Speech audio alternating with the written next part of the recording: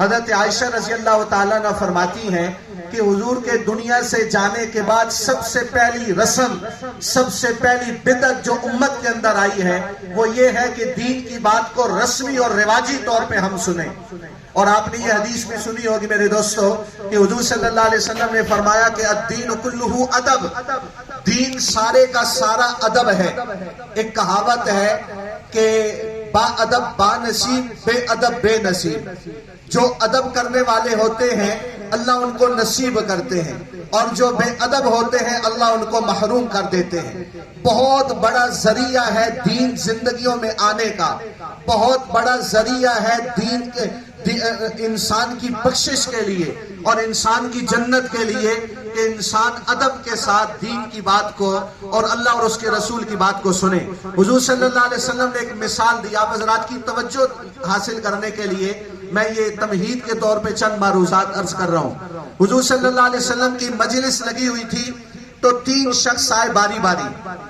ایک شخص آیا، اس نے دیکھا حضور بعض و نصیحت فرما رہے تو وہ آ کے فوراً بیٹھ گیا۔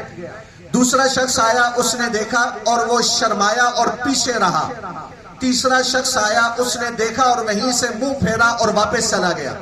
حضور صلی اللہ علیہ وسلم نے فرمایا کہ میری اس مجلس، میری اس دین واضح و نصیحت کی محفل کی مثال ان 3 شخصوں جیسی ہے کہ ایک آیا طلب لے کے، ایک آیا جستجو لے کے، ایک آیا شوق لے کے وہ بیٹھا، اللہ نے بھی اپنی نظر رحمت اس کے اوپر فرما دی۔ دوسرا آیا شرمایا پیچھے ہٹا، اللہ بھی اس سے شرمایا اور اس کو پیچھے کر دیا۔ اور تیسرا آیا منہ پھیر کے چلا گیا، اللہ نے بھی اپنا منہ اس سے پھیر لیا۔ اس لیے میرے دوستو یہ دین کی بات، دین کی محفل کا ادب ہے کہ اللہ اور اس کی رسول کی بات ہو رہی ہو۔ حضرت علی کا فرمان ہے لا تنظروا الی من قال بل تنظروا الی ما قال، یہ نہ دیکھو کہ کون بات کر رہا ہے بلکہ یہ دیکھو کہ کیا بات کر رہا ہے اور کس کی بات کر رہا ہے۔ ہمارے معاشرے کے اندر دینی حلقوں میں اور دنیاوی حلقوں میں اس چیز کا بہت زیادہ فقدان ہے کہ ہم دین کی بات کو توجہ کے ساتھ، دھیان کے ساتھ نہیں سنتے۔ اور اللہ تعالیٰ نے ایمان والوں کی نشانیاں بیان فرمائی ہیں۔ اللہ تعالیٰ نے فرمایا ہے کہ ایمان والے، اے نبی جی میرے بندوں کو خوشخبری سنا دیجئے، بشر عباد، میرے بندوں کو خوشخبری دے دیجئے۔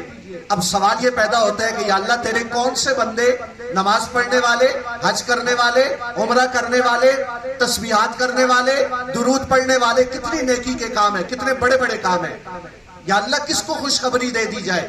اللہ آگے خود فرماتے ہیں الذین یستمعون القول فیتبعون احسنہ، جو دین کی بات کو، جو اللہ اور اس کے رسول کی بات کو، جو قرآن اور حدیث کی بات کو کیسے سنتے ہیں؟ استماع صرف سننے کو نہیں کہتے کہ آدمی کے کان ایک بات کی طرف لگے ہو اور چہرہ دوسری طرف ہو، دل دوسری طرف ہو، توجہ دوسری طرف ہو، اس کو استماع نہیں کہتے۔ استماع کسے کہتے ہیں کہ دل دماغ کی توجہ کے ساتھ اللہ اور اس کے رسول کی بات کو سننا۔ پھر آگے اللہ نے اس کی مہر لگائی اولئک ھداھم اللہ، جو اللہ اور اس کے رسول کی بات کو توجہ دھیان کے ساتھ سنتے ہیں، ایک تو اللہ ان کو عمل کی توفیق دیتے ہیں، دوسرا یہ ہدایت یافتہ لوگ ہیں۔ وَأُولَئِكَ هُمْ أُولُو الْأَلْبَابِ، اور یہ عقل مند لوگ ہیں جو اللہ اور اس کے رسول کی بات کو توجہ دھیان کے ساتھ سنتے ہیں۔ جن لوگوں کو اللہ تعالیٰ نے قیامت تک امت کی ہدایت کا ذریعہ بنایا ہے، جن لوگوں کو اللہ تعالیٰ نے دین کی سمجھ عطا فرمائی ہے، ان کو ایسے ہی تھوڑے ہی اللہ نے قبول کیا ہے۔ ان کی زندگی کے اندر دین کی بات کا، قرآن کا، حدیث کا، اللہ اور اس کے رسول کا کوٹ کوٹ کے ادب بھرا ہوا تھا۔ امام مالک رحمت اللہ علیہ کا نام آپ حضرات نے سنا ہوگا۔ امام مالک درس حدیث دے رہے تھے، حدیث کا درس دیتے ہوئے کبھی چہرہ لال ہوتا، کبھی پیلا ہوتا، کبھی کیسا رنگ بدل رہا بار بار۔ جب سبق ختم ہو گیا، حدیث کی کتاب کو بند کیا تو ایک شاگرد سے کہا کہ ادھر آ کے میری کمر سے کپڑا ہٹا کے، قمیص ہٹا کے دیکھو۔ جب شاگردوں نے دیکھا تو ایک بچھو نے 17 جگہ پہ ڈنگ مارا ہوا تھا۔ شاگردوں نے کہا حضرت آپ کے چہرے کے تاثر بتا رہے تھے، آپ کسی تکلیف اور اذیت کے اندر ہیں، آپ نے ہمیں بتایا کیوں نہیں کہ ایک بچھو نے 17 جگہ پہ آپ کو ڈنگ مارا ہے؟ امام مالک رحمت اللہ علیہ نے فرمایا تکلیف اور درد تو مجھے ہو رہا تھا، لیکن اللہ کے نبی کی حدیث سامنے پڑھی تھی، اس کے ادب کے خلاف تھا کہ حدیث کو چھوڑ کے میں اپنے درد و تکلیف کی طرف متوجہ ہو جاتا۔ یہ ہے ہے دین کی بات کا ادب۔ یہ بات میں اس لیے پھیلا رہا ہوں میرے دوستو، آپ پڑھے لکھے لوگ، سنجیدہ مجمع بیٹھا ہے کہ ہم آنے جانے والا سلسلہ لگا رہتا ہے، ہم دین کی بات کو رسمی نہ بنائیں، ہم دین کی بات کو رواجی نہ بنائیں۔ اس کی نحوست یہ ہوگی کہ اللہ تعالیٰ عمل زندگیوں سے اٹھا لیں گے کہ دین کی بات کو جب آدمی رسمی رواجی طور پہ سنتا ہے تو گناہ جرأت اور ڈھٹائی کے ساتھ کرتا ہے۔ یہ دین کی بات کو رسمی اور رواجی طور پہ سننے کی نحوست ہے۔ اس لیے آپ حضرات سے میری درخواست ہے کہ میں چند باتیں آپ حضرات کی خدمت میں عرض کرنا چاہتا ہوں، آپ کی توجہ ہوگی تو انشاءاللہ جہاں جہاں ساتھی تشریف فرما ہیں، نشستوں پہ تشریف فرما ہے، بیٹھے رہیں، اللہ آپ کو سلامت رکھے، صحت عطا فرمائے۔ بس آپ تھوڑی سی اپنے دل دماغ کی توجہ مجھے نہ دیں، اللہ اور اس کو رسول کو دیں گے تو انشاءاللہ فائدہ ہوگا۔ میرے دوستو، بات یہ ہے، جب سے انسان دنیا میں آیا ہے، جب سے انسانی نسل پروان چڑھنا شروع ہوئی ہے، جب سے انسانی یہ نظام چلا ہے، انسان دنیا میں آئیڈیل لائف کی تلاش میں ہے، ایک خوبصورت زندگی کی تلاش میں ہے۔ یہ چاہتا ہے کہ مجھے ایک اچھی زندگی ملے، ایک آئیڈیل لائف مجھے ملے۔ انسان اسی کے اندر پرورش پا رہا ہے، اسی کی جستجو میں لگا رہتا ہے۔ اور ایک بات یہ بھی ذہن میں رکھے کہ 18ویں صدی میں جب سائنس نے پوری طرح سے آنکھیں کھولی اور سائنس کا علم عام ہوا تو ایک نعرہ لگا کہ خدا کوئی نہیں، خدا کے انکار کا شور اٹھا، اور لوگوں نے کہا، انسانوں نے کہا کہ ہم نے مادی چیزوں کا راستہ دیکھ لیا ہے، لہٰذا ہمیں خدا کی ضرورت نہیں اور ہمیں خدائی جنت کی ضرورت نہیں، ہم اس دنیا کو ہی جنت بنائیں گے۔ آپ کی توجہ چاہیے، یہ جب 18ویں صدی میں سائنس نے آنکھیں اٹھائی کھولی تو یہ اس وقت یہ آواز لگی کہ خدا کوئی نہیں، کائنات خود بخود بن گئی۔ پھر خود کچھ عرصے کے بعد انسانی علم نے یہ ثابت کیا، انسان کا علم اس پہ پہنچا کہ یہ اتنی بڑی وسیع و عریض ساری کائنات جو پھیلی ہوئی ہے، جس کا نہ کوئی سرا ہے نہ کوئی پیر ہے، یہ خود بخود نہیں پیدا ہو گئی، اس کا پیدا کرنے والا کوئی ہے، اس کا خالق کوئی ہے، اس کو تخلیق کرنے والا کوئی ہے۔ تو میں دوستو، انسان ایک آئیڈیل لائف چاہتا ہے اور اس دنیا کی زندگی کو وہ جنت بنانا چاہتا ہے۔ تو اللہ تبارک و تعالیٰ نے یہ دنیا جو ہمیں عطا فرمائی ہے، یہ دنیا ہم اس کو جنت بنانا چاہیں تو یہ جنت بن ہی نہیں سکتی، یہ جنت بن نہیں سکتی۔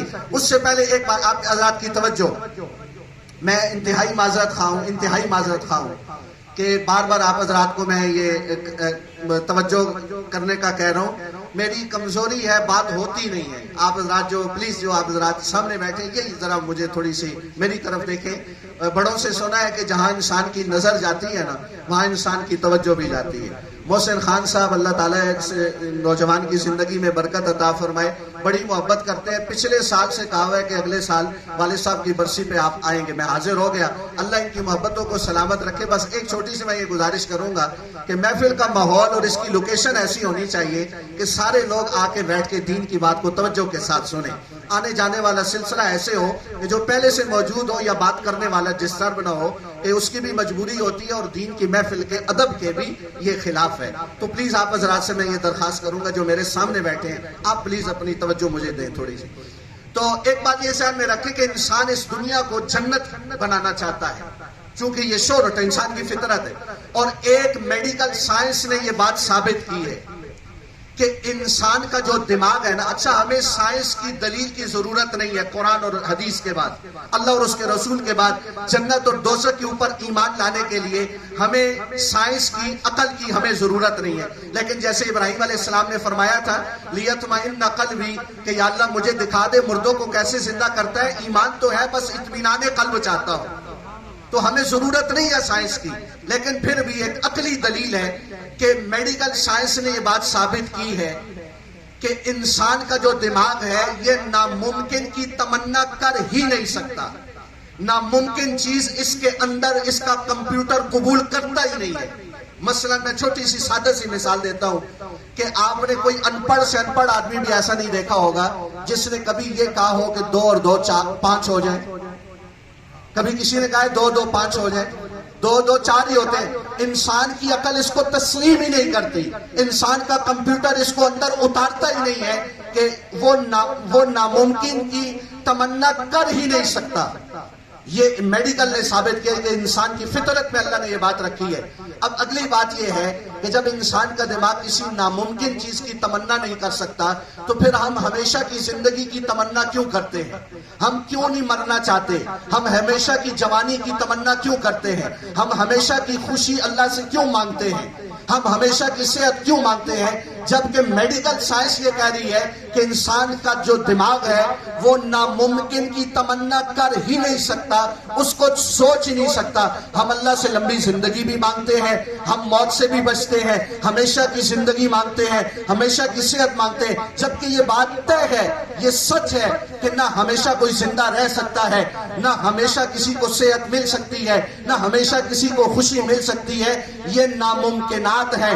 دنیا میں کوئی ہمیشہ نہیں رہا نہ رہے گا، جس کے لیے اللہ نے اس کائنات کو بنایا۔ حضرت عائشہ فرماتی ہیں اگر دنیا میں کسی کو باقی رہنے کی اجازت ہوتی، کسی کے ساتھ بقا جچتی، تو وہ نبی کریم صلی اللہ علیہ وسلم کی ذات ہے کہ اللہ ان کو دنیا میں باقی رکھتے۔ اللہ کے سوا کسی کو بقا نہیں۔ کل من علیہا فان ویبقى وجہ ربک ذو الجلال والاکرام۔ ہر ایک چیز کو فنا ہے۔ کل نفس ذائقۃ الموت، ہر ایک نفس نے موت کا ذائقہ چکھنا ہے۔ پھر ہم یہ تمنا کیوں کرتے ہیں کہ ہمیں لمبی زندگی ملے، نہ ختم ہونے والی زندگی ملے، ہمیشہ کی خوشی ملے، ہمیشہ کی صحت ملے، ہمیشہ کی جوانی ملے؟ یہ ہم تمنا کیوں کرتے ہیں؟ اس کا مطلب یہ ہے کہ اللہ تعالیٰ نے ایک ایسا جہان چھپا کے رکھا ہے جس میں یہ ساری باتیں ہیں، جہاں ہمیشہ ہمیشہ کی زندگی ہے، جہاں ہمیشہ ہمیشہ کی خوشی ہے، جہاں ہمیشہ ہمیشہ کی جوانی ہے۔ وہاں بڑھاپا کوئی نہیں، وہاں موت کوئی نہیں، وہاں غم کوئی نہیں، وہاں دکھ کوئی نہیں، وہاں مصیبت کوئی نہیں۔ کوئی ایسا ایک جہان ہے۔ یہ میڈیکل سائنس کہہ رہی ہے کہ انسان کا دماغ ناممکن کو وہ قبول ہی نہیں کرتا، پھر ہم اتنی لمبی لمبی تمنائیں کیوں کرتے ہیں؟ اس کا مطلب یہ ہے کہ اس جہان میں نہیں، کسی اور جہان میں اللہ نے وہ ساری باتیں رکھی ہیں۔ میرے دوستو وہ جنت ہے، اور جنت کہاں ہے؟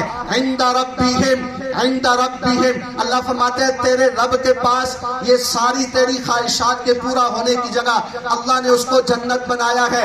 ہم دنیا کو جنت بنانے کے چکر میں، اچھا ہم ساری دنیا کی نعمتیں اکٹھی کر لیں، ساری دنیا کا علم اکٹھا کر لیں، ساری دنیا کی حکمرانی حاصل کر لیں، ساری دنیا کی طاقت اکٹھی کر لیں، ہم سب کچھ کر لیں، اس دنیا کو جنت بنا دیں، موت سے کہاں بھاگیں گے؟ موت سے تو کوئی نہیں بھاگ سکتا۔ اینما تکون یدرککم الموت ولو کنتم فی بروج مشیدہ۔ اگر تم برجوں پہاڑوں کے اندر بھی جا کے، لوہے کے شیشے کے برجوں کے اندر بھی جا کے چھپ جاؤ، وہاں بھی موت تمہارا تعاقب کر کے رہے گی۔ موت سے ہم نہیں بچ سکتے۔ بہت بڑے آدمی گزرے، حکیم جالینوس، وہ جب ان کے مرنے کا وقت قریب آیا تو 2 گولیاں دی اپنے رفقا کو، کہا جب میں مر جاؤں ایک گولی پانی کے اندر ڈال دینا جس برتن میں پانی ہوگا، اور دوسری گولی جس برتن میں لوہا بنتا ہے اس میں ڈال دینا۔ وہ فوت ہو گئے تو کرنے والوں نے ایسا ہی کیا، پانی میں جب گولی ڈالی وہ پانی جم کے لوہا بن گیا، اور جس لوہے میں گولی ڈالی وہ پگھل کے پانی بن گیا۔ تو یہ پیغام دیا کہ دیکھو میں پانی کو لوہا بنا سکتا ہوں، لوہے کو پانی بنا سکتا ہوں، لیکن موت سے بچنے کے لیے میرے پاس کوئی نسخہ نہیں ہے۔ موت سے ہم کیسے بچیں گے؟ اس دنیا کو جنت بنا بھی لیں تو ہم موت سے کیسے بچیں گے؟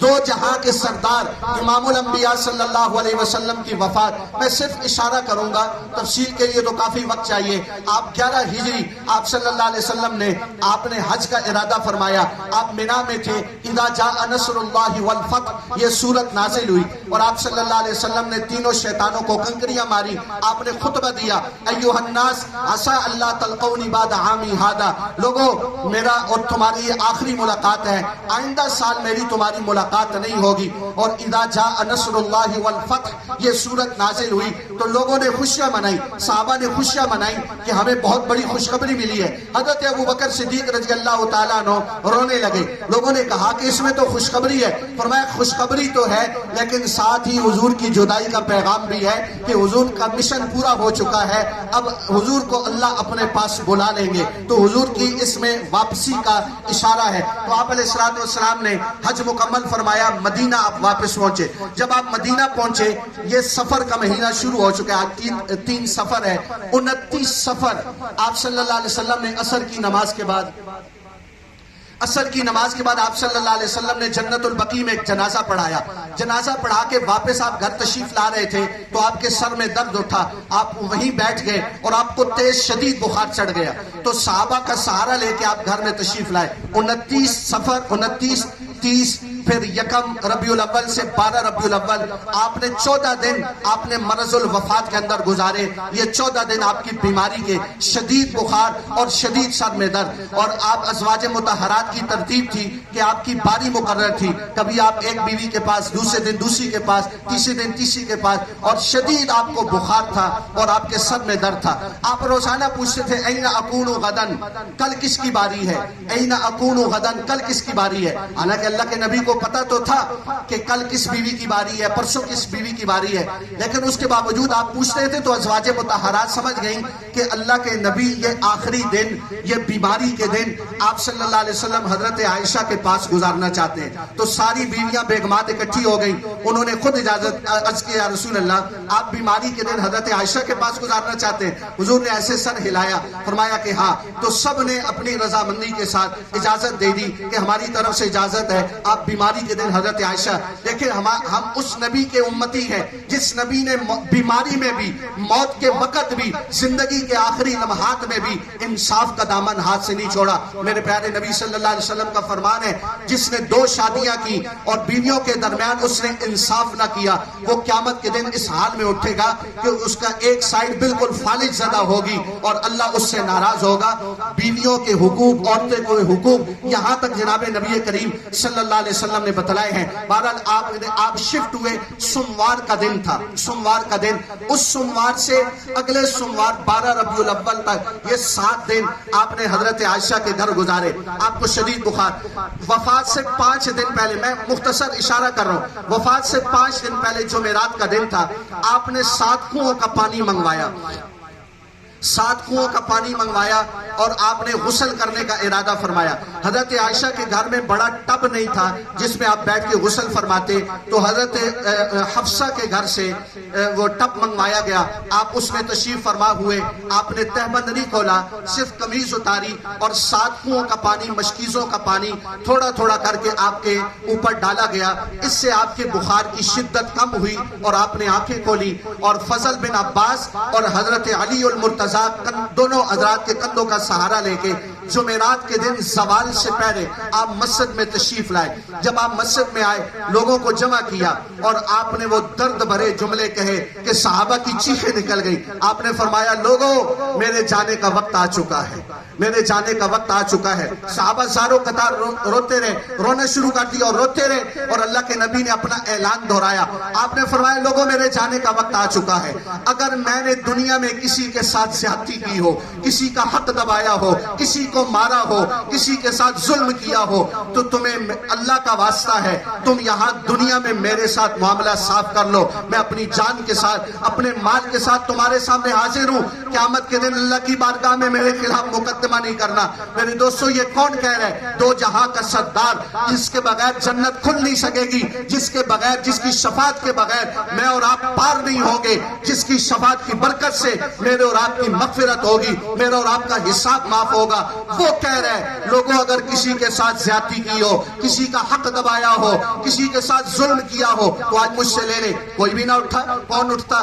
آپ نے زور کی نماز پڑھائی زوال کے بعد, پھر آپ منبر پہ تشریف فرما ہوئے, پھر آپ نے اپنا جملہ دہرایا, لوگوں کسی کا حق دینا ہو, کسی کے ساتھ زیادتی کی ہو. میرے دوستو, آج ہر طرف انسانی حقوق کے نعرے لگائے جاتے ہیں, انسانی انصاف کے نعرے لگائے جاتے ہیں, اور ہمارے نبی پاک کا طرز عمل کیا تھا, آپ کی زندگی کیا تھی, آپ کا رویہ کیا تھا امت کے ساتھ. تو آپ صلی اللہ علیہ وسلم نے دوبارہ اپنا اعلان دہرایا. آپ نے فرمایا, لوگوں کسی کے ساتھ زیادتی کی ہو, کسی کا حق دبایا ہو, کسی کا کچھ دینا ہو, تو یہاں معاملہ صاف کر لو. تو ایک صحابی کھڑے ہوئے, انہوں نے عرض کیا, یا رسول اللہ آپ نے میرے 3 درہم دینے ہیں, 3 روپے, 3 روپے. آپ کی توجہ چاہیے, 3 روپے آپ نے دینے. آپ نے فرمایا, دینے ہوں گے, لیکن مجھے یاد نہیں کہ میں نے کیسے وہ لیے تھے. انہوں نے عرض کیا, یا رسول اللہ میں آپ کی خدمت میں بیٹھا ہوا تھا, تو ایک سائل آیا, اس نے آپ سے مانگا, تو آپ کے پاس تھے کوئی نہیں, تو آپ نے مجھ سے 3 درہم ادھار لے کے اس کو صدقہ کیے تھے. آپ نے فرمایا ہاں ہاں مجھے یاد آ گئی.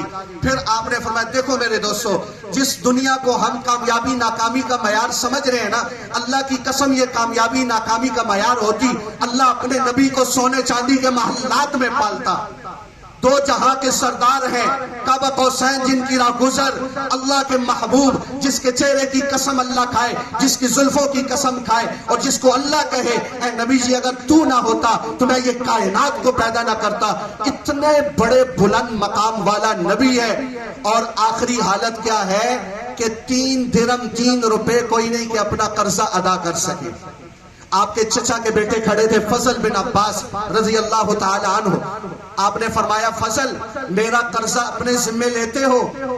انہوں نے عرض کیا یا رسول اللہ میری تو جان بھی حاضر ہے، 3 درم کیا چیز ہے. آپ نے اس صحابی سے فرمایا کہ میرا قرضہ یہ 3 درم یہ میرا کزن فضل بن عباس ادا کرے گا. میرے دوستوں میرے اور آپ کی نبی کی زندگی کیا تھی؟ آپ موت کے وقت بھی دنیا میں اپنا معاملہ صاف کر رہے، دنیا میں اپنا معاملہ صاف کر رہے. اور ہم دن میں کتنے لوگوں کے حق، کتنے لوگوں کو گالیاں، کتنے کو بولیاں، کتنوں کو تانے، کتنوں پہ الزام، اور کیا کیا ہماری زبانوں سے باتیں نکلتی ہیں. اور ہمیں بس یہ شیطان نے پٹی پڑھائی ہوئی ہے کہ دل صاف ہونا چاہیے. اللہ بڑا غفور الرحیم ہے. حضور نے فرمایا الکیس، عقل مند کون ہے؟ عقل مند کون ہے؟ سمجھدار کون ہے؟ فرمایا جو موت سے پہلے موت کی تیاری اس طرح کرے یہ عقل مند ہے. اور بے وقوف کون ہے؟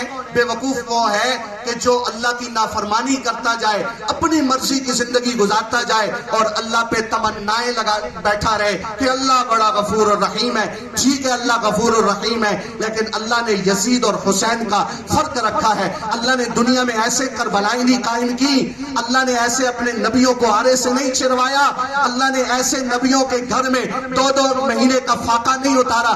یہ ایسے نہیں تھا، یہ ایسے نہیں تھا، فضول نہیں تھا کہ جیسے رات اور دن برابر نہیں ہو سکتے، دھوپ اور چھاؤں برابر نہیں ہو سکتے. اللہ کی قسم اللہ اسی طرح فرماتے ہیں دیکھو تم سب کا مرنا ایک جیسا نہیں، تم سب کا مرنا ایک جیسا نہیں.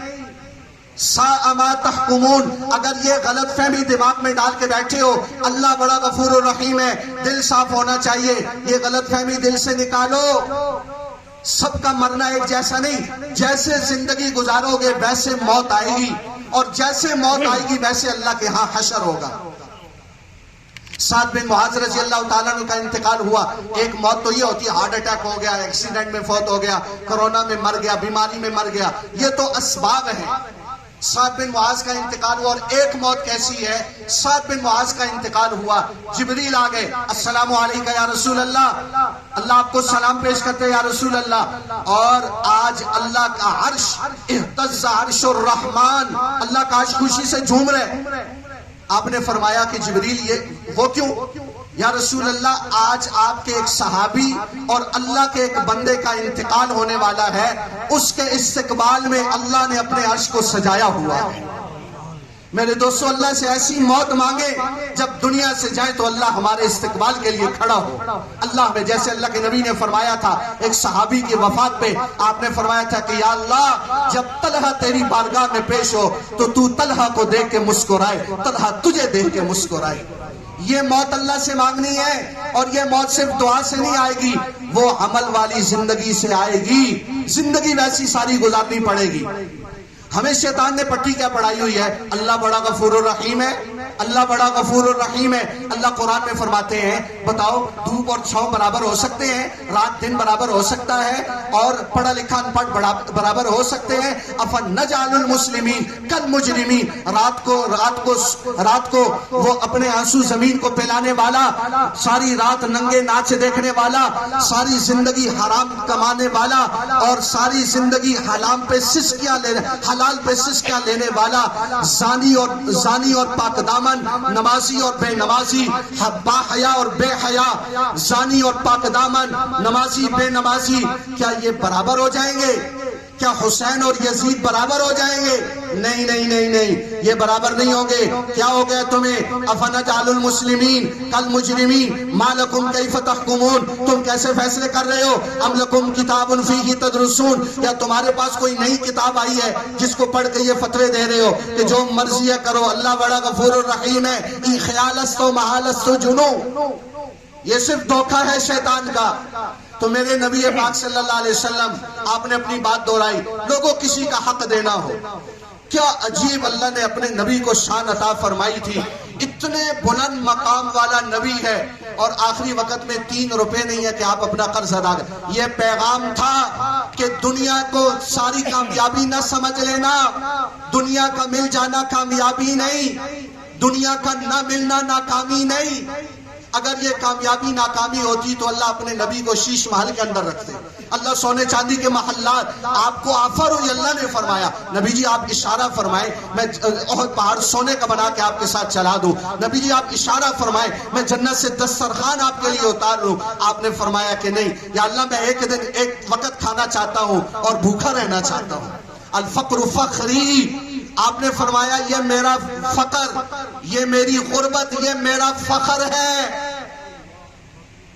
مسلمان دنیا پہ نہیں اتراتا، مسلمان دنیا پہ فخر نہیں کرتا، ارے یہ اللہ کی نگاہ میں ذلیل ترین چیز ہے۔ پیارے نبی صلی اللہ علیہ وسلم نے فرمایا کہ ساری دنیا کی قیمت اللہ کے ہاں ایک مچھر کے پر کے برابر بھی ہوتی نا، اللہ کسی کافر کو گھونٹ پانی کا نہ پلاتے۔ اللہ کی نگاہ میں اس کی کوئی حیثیت نہیں۔ اللہ کیا دیکھتا ہے؟ اللہ یہ دیکھتا ہے میرا بندہ میرے ساتھ دوستی لگاتا ہے یا نہیں، مجھے راضی کر کے آتا ہے یا نہیں۔ تو حضور صلی اللہ علیہ وسلم نے اپنی بات دہرائی تو آپ گھر تشریف لے گئے، واپس چلے گئے، پھر آپ نماز میں آتے تھے اور واپس چلے گئے۔ جمعرات کے دن عشاء کی نماز کے لیے آپ کو اٹھایا گیا، آپ پھر گر گئے، پھر اٹھایا، پھر آپ گر گئے، پھر اٹھایا، پھر آپ کو غشی تاری ہو گئی۔ پھر آپ نے فرمایا کہ ابو بکر سے کہو رضی اللہ تعالیٰ عنہ کہ وہ لوگوں کو نماز پڑھائیں۔ تو اب عشاء کی نماز کا وقت ہوا، اللہ کے نبی نہیں آ سکے مسجد میں کہ ضعف اور کمزوری بہت زیادہ تھی اور بخار کی شدت تھی۔ حضرت ابو بکر پیچھے صف میں تھے، لوگوں نے کہا نماز ہی پڑھانی ہے، کسی بھی آگے کر دو۔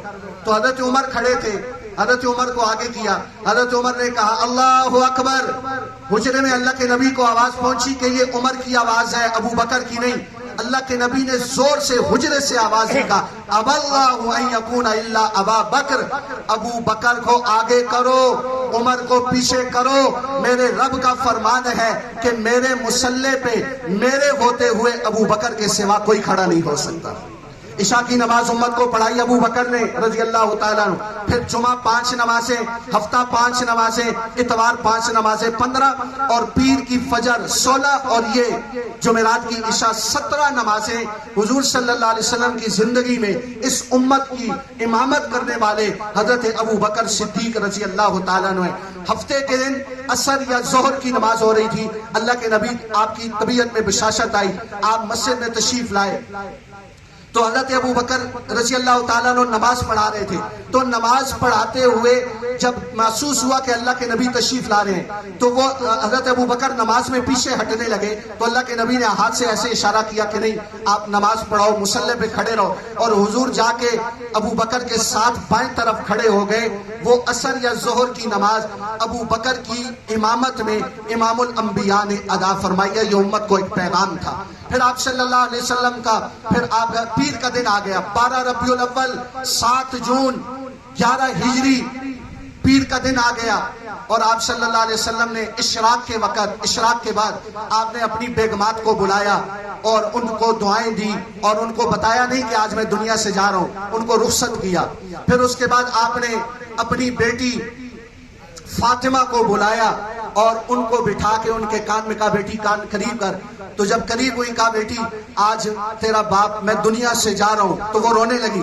کہا پریشان نہ ہو، رو نہیں، سب سے پہلے جنت میں تو ہی آ کے مجھ سے ملے گی۔ تو حضرت فاطمہ 24 سال یا 25 سال کی عمر میں ٹھیک 6 مہینے کے بعد ان کا انتقال ہوا اور اپنے نبی کے ساتھ جا کے وہ جنت میں مل گئی۔ پھر اس کے بعد آپ نے اپنے داماد حضرت مولا علی رضی اللہ تعالیٰ عنہ کو بلایا اور ان کا سر اپنی گود میں رکھا، ان کے سر پہ اور کمر پہ ہاتھ پھیرتے گئے، ان کو دعائیں دیتے رہے، ہاتھ پھیرتے گئے، دعائیں دیتے رہے۔ پھر جب ان کو بھی رخصت کیا، ان کو بھی نہیں بتایا کہ میں آج دنیا سے جا رہا ہوں۔ پھر سب سے آخر میں اپنے 2 بیٹوں کو بلایا، جس کے بارے میں اللہ کے نبی نے فرمایا حسن اور حسین یہ میرے جنت کے پھول ہیں، یہ میرے جگر کا ٹکڑا ہے۔ آپ نے فرمایا حسن اور حسین، سب سے آخر میں اپنے بچوں کو بلایا اور ان کو بلایا وہ حسین وہ حسن جس کو اللہ کے نبی نے پیار کیا۔ حضرت عبداللہ ابن مسعود کہتے ہیں میں اللہ کے نبی کے گھر گیا تو میں نے کیا دیکھا، اللہ کے نبی اپنے گھٹنے زمین پہ لگائے ہوئے اور ہاتھ زمین پہ ٹکائے ہوئے، جیسے آدمی مرغا بنتا ہے گھر میں بچوں کے ساتھ آدمی پیار وقت گزارتا ہے تو بچوں کے ساتھ آدمی شرارتیں کرتا ہے، کھیلتا ہے، اس طرح اللہ کے نبی ایسے گھٹنے اور ہاتھوں کے بل ہوئے اور حسن اور حسین آپ کی کمر پہ سوار ہیں۔ حضرت عبداللہ ابن مسعود کہتے ہیں میں اندر داخل ہوا تو میں نے دیکھا او ہو واہ واہ واہ واہ سبحان اللہ کیا عظیم سواری ہے، یعنی حضور کی کمر پہ سوار تھے۔ تو عبداللہ ابن مسعود کہتے ہیں میں نے کہا واہ واہ کیا عجیب سواری ہے، کیا عالی شان سواری ہے۔ حضور نے فرمایا عبداللہ صرف سواری اعلیٰ نہیں، سوار بھی بہت اعلیٰ ہے۔ وہ حسن و حسین جن کو پیار کیا، جن سے محبت کی، آپ نماز میں تھے، نماز میں آپ نے سجدہ لمبا فرما دیا۔ صحابہ فرماتے ہیں، بخاری مسلم کی روایت ہے، اور ایک دفعہ نہیں کئی دفعہ ایسا واقعہ ہوا کہ آپ نماز میں یہ سجدے، آپ سجدے میں ہیں اور حسن اور حسین کھیلتے ہوئے آئے اور آ کے اللہ کے نبی کی کمر پہ سوار ہو گئے۔ جب تک آپ نے سجدے سے سر نہیں اٹھایا، اس وقت تک سجدے سے سر نہیں اٹھایا جب تک حسن اور حسین آپ کی کمر سے خود نیچے نہیں اترے۔ آپ نماز میں تھے، سجدہ لمبا ہو گیا، صحابہ سمجھے کہ اللہ کے نبی فوت ہو گئے، آپ کا انتقال ہو گیا۔ تو ایک صحابی نے پیچھے ایسے سر اٹھا کے دیکھا کہ دیکھو تو صحیح اللہ کے نبی بے ہوش ہو گئے یا آپ کا وصال ہو گیا، آپ سجدے سے سر نہیں اٹھا رہے، آپ نماز فرض نماز میں لمبا سجدہ نہیں فرماتے ہیں۔ تو آپ صلی اللہ علیہ وسلم جب اس صحابی نے دیکھا تو کیا دیکھتے ہیں، حسن اور حسین حضور کی کمر پہ سوار ہے۔ تو پیچھے ایک نمازی نے ہاتھ آگے بڑھایا تاکہ بچوں کو اتاروں اور اللہ کے نبی سجدے سے سر اٹھائیں۔ آپ نے دیکھا بغلوں سے کہ ایک ہاتھ ان کی طرف بڑھ رہا ہے، آپ نے ایسے اس کو روکا کہ ان کو رہنے دو۔ جب تک وہ حسن اور حسین خود نہیں اترے آپ نے سجدے سے سر نہیں اٹھایا۔ جب آپ نماز سے فارغ ہوئے حسن کو یہاں بٹھایا، حسین کو یہاں بٹھایا اور آپ نے فرمایا لوگو میرے ماں باپ ان بچوں پہ قربان۔ سبحان اللہ، کیا عظیم شان ہے، جس ساری کائنات جس کو کہہ رہی ہے ہمارے ماں باپ یا رسول اللہ آپ پہ قربان، وہ نبی کہہ رہے ہیں لوگوں میرے ماں باپ ان بچوں پہ قربان۔ اتنا بڑا بلند مقام آپ نے حسن اور حسین کو بٹھایا اور آپ نے فرمایا لوگو جس نے ان بچوں سے پیار کیا اس نے محمد سے پیار کیا، اور جس نے محمد سے پیار کیا اس نے اللہ سے پیار کیا، اور جس نے حسن اور حسین کا بغض رکھا اس نے اللہ اور اس کے رسول کے ساتھ بغض رکھا۔ ان کو کبھی تکلیف نہ دینا، یہ میرے جگر کے ٹکڑے ہیں۔ سب سے آخر میں حسن اور حسین کو بلایا۔ جب حسن اور حسین آئے تو اللہ کے نبی نے، آپ کی توجہ جائے، اللہ کے نبی نے حسن اور حسین کو اندر آتے ہی 12 ربیع الاول کا دن ہے، چند لمحوں کے بعد اللہ کے نبی دنیا سے کوچ فرمانے والے ہیں اور آپ کا آخری وقت ہے۔ جناب نبی کریم صلی اللہ علیہ وسلم نے حسن اور حسین کو اپنے سینے سے لگایا اور آپ ہچکیاں لے کے آپ روئے۔ یہ کیوں روئے؟ توجہ چاہتا ہوں، یہ کیوں روئے؟ بیگمات کو رخصت کیا، کوئی رونا دھونا نہیں، اور آپ نے ان کو دعائیں دے کے رخصت کیا۔ اپنی بیٹی کو ایسے ہی خاموشی سے رخصت کیا، مولا علی کو داماد کو رخصت کیا، صحابہ کو دعائیں دے کے رخصت کیا۔ حسن اور حسین کو رخصت کرنے لگے تو کیوں چیخیں نکل گئی، کیوں پھوٹ پھوٹ کے روئے؟ اس لیے کہ اللہ کے نبی دیکھ رہے تھے میرے ایک بچے کو زہر میں تڑپایا جائے گا اور دوسرے کو سولے پہ لٹکایا جائے گا۔ اب اللہ سے مانگ لیتے ان کی تقدیر بدلوا دیتے، نہیں، ان کو اللہ کی تقدیر کے حوالے کیا، اور یہ اللہ کے نبی کو پتہ چل چکا تھا۔ ایک دفعہ آپ نے فرمایا ام سلمہ اپنی بیگم سے، ام سلمہ آج ایک فرشتہ آ رہا ہے، اندر کسی کو نہیں آنے دینا خیمے میں جب تک میں اجازت نہ دوں۔ آج ایک فرشتہ آ رہا ہے جو اس سے پہلے کبھی نہیں آیا اور قیامت تک نہیں آئے گا، تو اور اللہ کی طرف سے خاص پیغام لے کے آ رہا ہے۔ آخری بات سن لیں، خاص پیغام لے کے آ رہا ہے۔ حضور صلی اللہ علیہ وسلم نے حضرت ام سلمہ سے یہ فرمایا चुनाचे हजरत उम्मे सलमा कहती है मैं बाहर खड़ी हो गई, थोड़ी देर के बाद मैंने देखा हजरत हुसैन फुर्तीले थे, भागते हुए आए, मैंने रोका, वो रोने लगे तो मैंने छोड़ दिया कि बच्चा है, अंदर चले गए खैमे में। थोड़ी देर के बाद मैं क्या देखती हूँ कि अल्लाह के नबी की हिचकियां ले लेकर रोने की आवाज आ रही। कहते मैं घबरा के खैमे में दाखिल हुई, मैंने देखा कि अल्लाह के नबी ने हुसैन को ऐसे सीने से लगाया हुआ और ऐसे हिल हिल के रो रहे, हिचकियां ले लेके रो रहे। उम्मे सलमा कहती है या रसूल अल्लाह मेरे माँ बाप आप पे कुर्बान, खैरियत है, आप ऐसे क्यों रो रहे हैं? आपने फरमाया उम्मे सलमा अभी एक फरिश्ता मुझे अल्लाह का पैगाम लेके आया, देने के लिए आया था कि या रसूल अल्लाह आपकी उम्मती आपके इस बच्चे को ज़िबा कर देगी। देखो मौत के वक्त हर आदमी अपनी औलाद को याद करता है, अपनी औलाद के लिए मांगता है। ये शफीउल मुज़निबीन, ये रहमतुल लिल आलमीन, ये दो जहां के सरदार मौत के वक्त हसन और हुसैन के लिए नहीं मांग रहे। एक पुकार पे अल्लाह सारी तकदीर बदल सकते थे, अल्लाह के तकदीर के हवाले किया। तो मेरे दोस्तों हमने मरना है, हमने मरना है। हुजूर दुनिया से पर्दा फरमा गए, हमने भी बाकी नहीं रहना। कामयाब वो है जो मौत से पहले अपने रब को राजी कर ले। अल्लाह ने फिर उसके लिए जन्नत बनाई है। हम इस दुनिया को जन्नत ना बनाए, हम इस दुनिया को जन्नत बना ही नहीं सकते कि मौत से कैसे बचेंगे। नौशेरवान का पोता था खिसरो परवेज, उसने 11,000 पिलर के ऊपर एक महल बनाया और 10 साल भी उसके अंदर रहना नसीब नहीं हुआ, मौत ने उसको उठा लिया। 11,000 पिलर पे उसने। अब्दुर्रहमान अन नासिर उमवी एक बादशाह गुजरा है, उसने 4,316 पिलरों के ऊपर उसने एक महल बनाया। आज भी उसके खंडरात कुर्तबा में मौजूद है। 1,000 खच्चर उसमें काम करते रहे और 10,000 मिस्त्री मजदूर पूरी दुनिया से उसने उस महल को बनवाने के लिए उसने बुलवाए, क्योंकि मशीनी काम तो होता नहीं था, मैनुअल काम था। तो 10,000 मिस्त्री और मजदूर काम करते रहे और 300 हिजरी में वो महल बनना शुरू हुआ और जाके 350 हिजरी में उसका इंतकाल हुआ तो वो महल मुकम्मल हुआ। सिर्फ 25 साल उसमें रहना नसीब हुआ, सिर्फ 25 साल। और उसने अजीब वो महल बनाया था, उसकी तफसील का वक्त नहीं है। उस बादशाह की सवाने हयात में लिखा है, जिंदगी में लिखा है कि मुझे अल्लाह ने 50 साल हुकूमत अता फरमाई, मैं 50 साल पूरी दुनिया का बादशाह रहा और उन 50 सालों में मैंने अपने खुशी के दिन गुजरे। आपकी तवज्जो, बादशाह दुनिया का बादशाह कह रहे हैं कि मैंने उन 50 सालों में खुशी के दिन गुजरे, मैंने गिने तो सिर्फ 14 दिन थे, 14 दिन।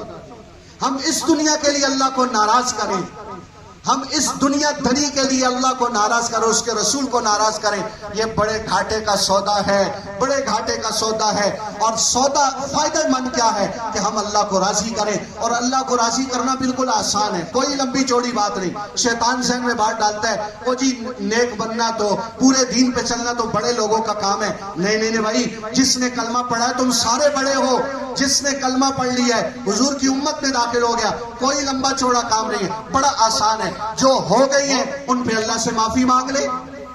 एक दफा हम आंसू भी ना बहाए, सजदे में सर भी ना रखे, घुटनों में सर दे के एक दफा कह दे या अल्लाह गलती हो गई माफ कर दे। अल्लाह कहता है समंदर की झाग के बराबर हो तब भी माफ कर दूंगा। लोग तो ताना देंगे बिल्ली 100 चूहे खा के हज को चली है, अल्लाह कहते हैं मैं ऐसे माफ करूंगा, अत्ताइबु मिन ज़म्बि कमल्ला ज़म्बला, जो तौबा करने वाला होगा उसकी तौबा ऐसे कबूल करूंगा जैसे उसने गुनाह किया ही नहीं। अल्लाह ताना नहीं देगा, बगैर ताने के माफ कर रहे हैं। और इस वक्त मेरे दोस्तों जो पूरी दुनिया के अंदर हालात हैं, खास तौर पे पाकिस्तान में मुसलमानों के ऊपर जो हालात हैं, ये सब अल्लाह की नाराजगी की अलामतें हैं। अल्लाह ताला हमसे नाराज है, हमारा मामला इनफिरादी नहीं है। हुजूर ने फरमाया कि मेरी उम्मत एक जिस्म की तरह, एक जिस्म की तरह, पाँव की छोटी उंगली में तकलीफ हो तो सर भी बेचैन होता है, यहाँ तकलीफ हो सारा बदन बेचैन होता है। मुसलमान मैं यहाँ गुनाह करूंगा, इस गुनाह का असर सिर्फ मेरी जिंदगी या मेरे खानदान मुआशिर पे नहीं पड़ेगा, पूरी दुनिया के इंसानों पे, हत्ता के जानवर भी मेरे गुनाह की नहुसत से परेशान होंगे। इसलिए इस वक्त हालात का जो वाहिद हल है, मेरे आपके मसलों का हल, मेरे आपके घरों के मसाइल का हल, मेरे आपकी हुकूमतों का हल, मेरे और आपके मुल्क के मसाइल का हल, पूरी दुनिया के इंटरनेशनल मसाइल का हल, वो सिर्फ एक है, वो सिर्फ एक है, वो ये है कि हम अल्लाह को साथ लें। آخری بات میں عرض کرنے لگا، آخری بات اللہ کو ساتھ، مہدی ایک بادشاہ گزرا ہے، اس کے زمانے میں قحط سالی ہوگی، بارشیں بند ہو گئی، لوگ بھوک سے مرنے لگے، کتے بلے کھانے لگے، تو بڑا پریشان، صرف آخری بات سن لیں، اور یہ سب کے لیے، میرے لیے، آپ کے لیے، کاش یہ بات ہر مسلمان کو، ہر پاکستانی کو، ہر امیر کو، ہر وزیر کو، ہر غریب کو، ہر محل والے کو، ہر جھوپڑی والے کو یہ بات سمجھ میں آ جائے کہ ہمارے مسائل کا حل یہاں ہے، ہمارے مسائل کا حل یہاں ہے۔ تو وہ بڑا پریشان کہ لوگ بھوکے مارے، بارشیں بند ہو گئی، تو اس کا ایک وزیر تھا، وہ اس کے پاس آیا اور آ کے کہنے لگا بادشاہ کیوں پریشان ہو؟ کہا دیکھتا نہیں ہے رعایا بھوکی مار رہی ہے، بارش بند ہو گئی، قحط سالی ہے۔ اس وزیر نے کہا کہ بادشاہ سلامت، میں آپ کو ایک لطیفہ سناتا ہوں، کہانی سناتا ہوں، آپ کی توجہ۔ وہ کہنے لگا، وزیر کہنے لگا کہ آپ کو ایک کہانی سناتا ہوں کہ جنگل کا بادشاہ تھا شیر، اور بھی جنگل میں جانور ہوتے ہیں، تو ایک دفعہ لومڑی کو کسی سفر میں جانا تھا، وہ آئی جنگل کے بادشاہ کے پاس کہ بادشاہ سلامت، میں نے سفر پہ جانا ہے اور یہ میرا ایک بچہ ہے، یہ میں آپ کے پاس امانت رکھوا کے جا رہی ہوں، جب میں سفر سے واپس آؤں گی تو آپ سے لے لوں گی۔ یہ کہانی لطیفہ سنا رہا۔ تو جب وہ شیر نے کہا جی کوئی مسئلہ نہیں، لومڑی تو جا، میں جانوں اور تیرا بچہ جانے، یہ میری ذمہ داری ہے، وہ چلی گئی لومڑی۔ اللہ کی شان، شیر اس لومڑی کے بچے کو اپنی کمر پہ بٹھا کے ایسے جنگل میں چکر لگواتا رہا۔ ایک دن اوپر سے شاہین باز آیا، اس نے وہ شیر کی کمر پہ لومڑی کا بچہ بیٹھا تھا، وہیں سے اوپر سے اس نے اٹھایا اور وہ ہوا میں اڑ کے چلا گیا، شیر ایسے نیچے دیکھتا رہ گیا۔ کچھ عرصے کے بعد لومڑی واپس آ گئی اور آ کے کہنے لگی بادشاہ سلامت، شیر سے کہا کہ میرا بچہ، شیر نے کہا کہ دیکھ لومڑی بہن، تیرا جو بچہ تھا نا وہ میرے حوالے کر کے گئی تھی، وہ میں اس کو لے کے ایسے پھر رہا تھا تو عقاب شاہین باز آیا، وہ اسے اٹھا کے لے گیا۔ اس نے کہا بادشاہ سلامت، آپ کی ذمہ داری تھی، آپ نے تو اپنے ذمہ لیا تھا میرا بچہ۔ شیر نے کہا توجہ خدارا، توجہ، شیر نے کہا کہ دیکھو بات یہ ہے کہ یہ آفت اوپر سے آئی ہے، زمینی آفت نہیں تھی۔ یہ آفت کہاں سے آئی ہے؟ اوپر سے آئی ہے۔ اگر زمینی ہوتی تو جنگل میں کس کی مجال کے میرے سامنے آئے؟ یہ آفت اوپر سے آئی ہے اور اوپر میرا بس نہیں چلتا، شیر نے کہا۔ یہ وزیر نے کہانی سنائی نا بادشاہ کو، کہا کہ بادشاہ سلامت یہ بتاؤ کہ یہ بارشوں کا برسنا، بارشوں کا بند ہونا، یہ زمینی آفت ہے یا آسمانی؟ اس نے کہا آسمانی ہے۔ کہا بادشاہ سلامت اگر زمینی ہے تو نکالے اپنی فوج کو، نکالے اپنی CID کو، نکالے اپنی عوام کو، رعایا کو، وزراء کو، سب کو نکالے اور اس کو حل کریں۔ اگر یہ آسمانی آفت ہے تو آسمانی آفت آسمان والے کو لیے بغیر نہیں ٹلے گی، آسمان والے کو ساتھ لینا پڑے گا۔ اس وقت کے بادشاہ بھی رونے دھونے والے تھے، وہ اٹھا، مصلی بچھایا، وضو کر کے سجدے میں سر رکھا، اتنا رویا کہ وہ مصلی اس کے آنسو سے تر ہو گیا۔ راتوں رات بادل بنے، چھم چھم اللہ نے بارش برسا دی۔ میرے دوستو، ہمارے ملک کی آفتیں، ہمارے گھروں کی آفتیں، پریشانیاں، انٹرنیشنل پریشانیاں، اس کا ایک حل یہ ہے کہ ہم اللہ کو ساتھ لیں، اور اللہ کو ساتھ لینے کے لیے حضور کی غلامی میں آ جائیں، حضور کے غلام بن جائیں، بس اللہ بھی راضی اور اس کا رسول بھی راضی، سارے مسئلے حل ہو جائیں گے۔ اللہ تبارک و تعالیٰ جو کہا سنا عمل کی توفیق عطا فرمائے، ہم خود بھی توبہ کریں، ساری امت سے توبہ کروائیں، ساری امت سے توبہ کروائیں۔ ذہن میں ایک بات آتی ہے کہ ہماری کسی کو کہنے سے، میرے توبہ کرنے سے 200 400 500 600 1000 2000 10,000 20,000 لوگوں کو توبہ کروانے سے کیا بنے گا؟ ارے بہت کچھ بنے گا، اور کچھ نہیں تو کم از کم وہ جیسے یوسف کے خریدار تھے، یوسف کی قیمت لگ رہی تھی بازار مصر میں، تو ایک عورت جا رہی تھی وہ گٹھڑی لکڑیوں کی اٹھا کے، کسی نے کہا اماں جان کہاں جا رہی ہو گڑیا، کہاں جا رہی ہو؟ کہا یوسف کو خریدنے کے لیے۔ کہا جا جا، وہاں تو بڑے بڑے بادشاہ ہیں، تو یوسف کو خریدے گی لکڑی کی گٹھڑی اٹھا کے، اس سے خریدے گی؟ اس مائی نے کہا مجھے پتا ہے میں یوسف کو خرید ہی نہیں سکتی، لیکن قیامت کے دن یوسف کے خریداروں میں نام تو شامل ہو جائے گا نا۔ ہم آواز تو لگائیں، ہم پھیری تو لگائیں، ہم فریاد تو کریں، ہدایت دینا اللہ کے ذمہ ہے۔ اللہ ہم سب کو اس کی توفیق عطا فرمائے۔ آج کی یہ محفل، آج کا یہ پروگرام بھائی محسن خان صاحب کے والد گرامی بھائی اشفاق خان صاحب مرحوم، اللہ تعالیٰ ان کے درجے بلند فرمائے، ان کے ایصال ثواب کے لیے تھا۔ اللہ تعالیٰ ان کے تمام سیئات کو معاف فرمائے، حسنات کو قبول فرمائے۔ آپ حضرات سے جو میں نے گفتگو کی ہے کوئی اچھی لگی ہے پلے باندھ لیں، اور ساری امت تک اس بات کو پہنچائیں. اگر میری ناقص علمی کی وجہ سے کوئی بات آپ حضرات کی شان کے خلاف ہوئی ہے، مزاج کے خلاف ہوئی ہے، تو میں پیشی معذرت چاہتا ہوں. اللہ تعالیٰ آپ سب کا بیٹھنا سننا قبول فرمائے. ہاں جی، جتنا بھی قرآن مجید کی تلاوت ہوئی ہے، جتنا درود شریف پڑھا گیا ہے، اس کی تعداد اللہ دلوں کے بہتوں کو جانتے ہیں. اللہ تعالیٰ سب کو قبول فرمائے. اور آپ جتنے حضرات تشریف فرمائے ہیں، ایک دفعہ سورہ فاتحہ، 3 دفعہ سورہ اخلاص پڑھ کے تمام مرحومین کو، خاص طور پہ اشفاق خان صاحب مرحوم کو ایصال ثواب کریں. حدیث میں آتا ہے کہ جو آدمی اپنے کسی مرنے والے کو 3 دفعہ سورہ اخلاص پڑھ کے ایصال ثواب کرتا ہے، اللہ تعالیٰ پورے قرآن کا ثواب اس مرنے والے کو نصیب فرماتے ہیں. تو ایک دفعہ سارے پڑھ لیں. بسم اللہ الرحمن الرحیم.